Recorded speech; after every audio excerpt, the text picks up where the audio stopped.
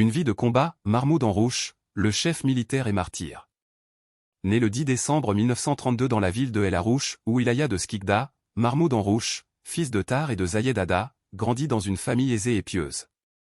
Très jeune, il reçoit une éducation religieuse traditionnelle et apprend les bases du Coran auprès des cheikhs de son village.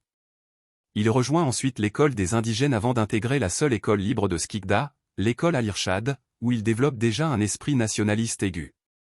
Dès l'âge de 16 ans, il prend part à l'organisation de scoutisme musulman algérien, un creuset de militantisme patriotique à l'époque.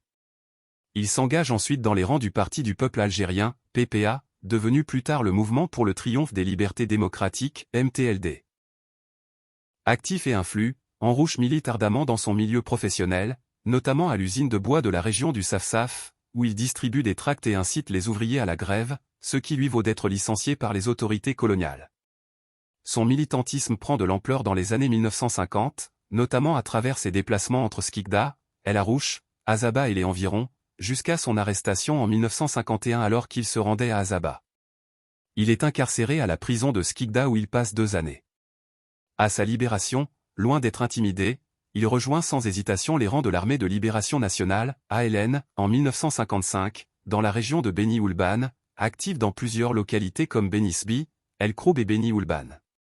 Grâce à son courage, son intelligence et sa discipline, il gravit rapidement les échelons, d'abord chef de groupe, puis responsable du ravitaillement, et enfin responsable militaire.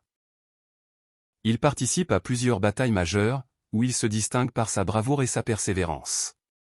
Parmi les plus célèbres, la bataille de Zegar, la bataille de Zekran, et la bataille de Satara Katina, qui restent gravées dans la mémoire combattante de la région. Le 10 octobre 1960, alors qu'il se trouvait avec un groupe de Moudjahidine à Mchta-Kerara, dans la région de Ouled Ababa, les troupes coloniales françaises lancent une vaste opération de ratissage. Un affrontement violent s'engage, durant lequel Mahmoud Anrouch tombe en martyr, aux côtés de ses compagnons d'armes, après avoir accompli son devoir sacré envers la patrie. En hommage à son engagement et à son sacrifice, un regroupement de population de la commune de Hamadi Krouma porte aujourd'hui son nom.